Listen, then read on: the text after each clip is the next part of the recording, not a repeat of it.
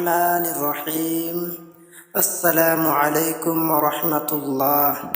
नाज़रीन, आज हम एक ऐसी दुआ पढ़ने जा रहे हैं जिनके पढ़ने से कोई चीज़ नुकसान नहीं पहुंचा सकती।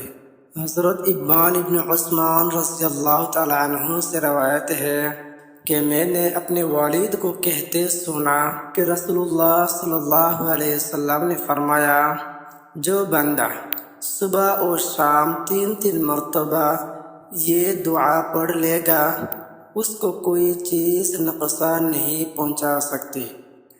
तो चलिए दुआ को पढ़ते हैं। बिस्मिल्लाहिल्लज़ी ला यदुर्रु मअ इस्मिही शैउन फिल अर्दि वला फिस समाअ व हुवस समीउल अलीम।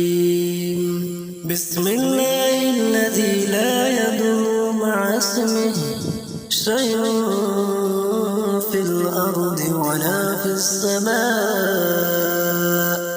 व हुवस समीउल अलीम। बिस्मिल्लाहिल्लज़ी ला यदुर्रु मअ इस्मिही शैउन फिल अर्दि वला फिस समाअ व हुवस समीउल अलीम।